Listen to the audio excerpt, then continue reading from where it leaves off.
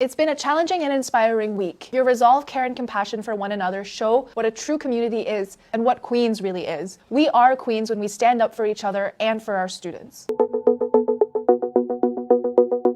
Let's rewind and go back to March 9th. Despite our requests to meet with the employer ahead of the approaching strike deadline, they did not accept our invitation. While we remained steadfast in not bargaining with ourselves, the university did not meaningfully engage with many of our key proposals regarding funding to labor ratio, fair wages, retroactive pay, compensation for Bill 124, support funds, childcare benefits, tuition minimization or assistance, adequate compensation for teaching fellows for their course development, and commitment toward a long-term response to the housing crisis in Kingston. We tabled our last and comprehensive proposal on March 9th at 6:30 p.m. and received a short response at 11:30 p.m. just minutes before the deadline. This shows that the employer did not want to negotiate with us, but rather wanted to force us to take a deal at the 11th hour.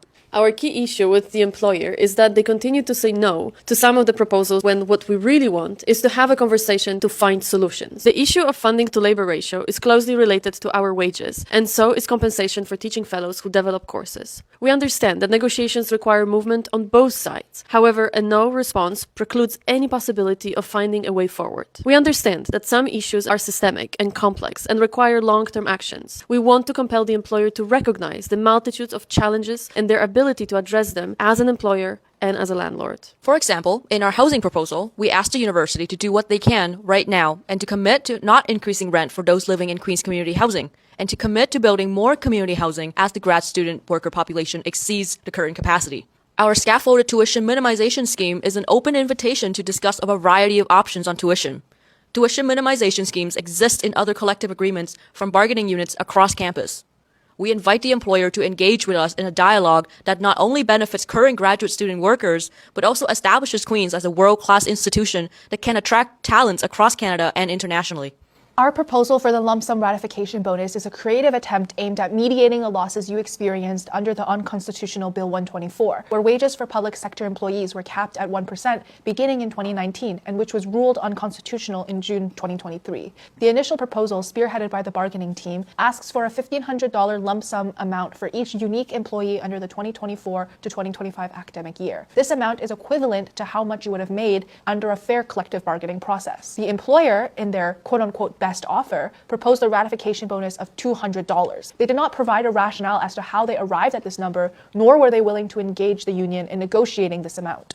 With our wage proposal, we are asking for immediate relief of financial pressures. We believe in adjustments for all and now. That is why we propose a wage adjustment and a subsequent implementation of annual wage increases by 3%, 3.25%, and 3.25%. Our proposals include language and numbers previously proposed by the employer, where they also suggested a two-tiered system of RA-ships, which the bargaining team viewed as an attempt to divide our membership. These numbers are calculated in terms of real wages, meaning money in your pocket after tuition and cost of living, and after considering the university's own guidelines for recommended work and research hours for a graduate student worker. By incorporating elements of the employer's proposal, the team has shown creativity and willingness to negotiate. We are waiting on the employer to reciprocate. Stay tuned for another video discussing wages at more length. What is more, our proposal takes into account all the members who have worked since the expiry of the collective agreement in April 2024. Our proposal would give everyone retroactive pay for the difference in hourly rate between May 2024 and the ratification of the new collective agreement. This is real money in your pocket, and you would receive it now. For example, if the employer were to accept our wage proposal for 2024 at $51.48, everyone who had a summer 2024 or fall 2024 contract would receive the difference between the current rate of $44.02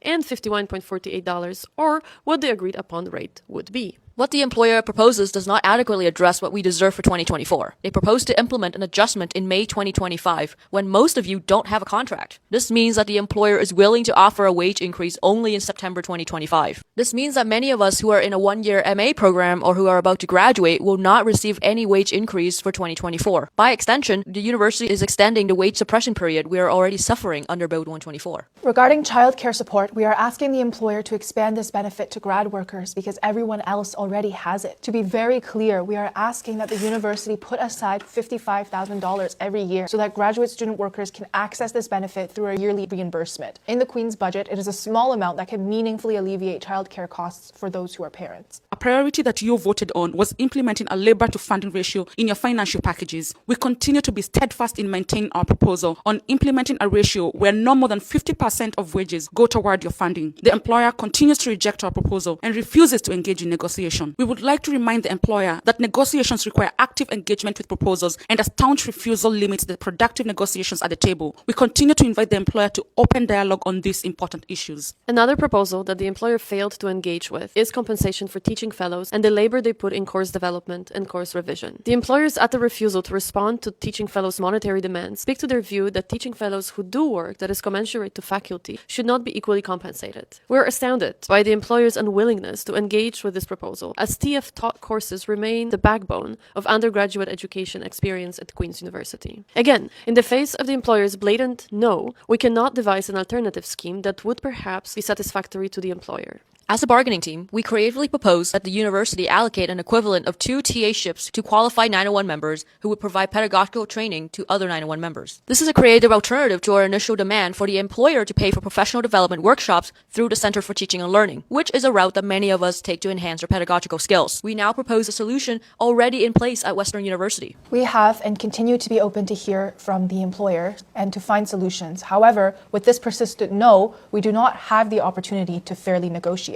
We invite the employer to engage with us in open dialogue, where together we can arrive at a collective agreement that is satisfactory to both parties. It takes both sides to reach a tentative agreement. While we eagerly await an invitation from the employer to go back to the table, we need all members to continue showing up on the line and signing up for virtual accommodated duties. And we encourage all members of the Queen's community to do your best to avoid crossing the picket line. We support every member in their decisions to choose what is best for them and for our collective during this time. Solidarity forever!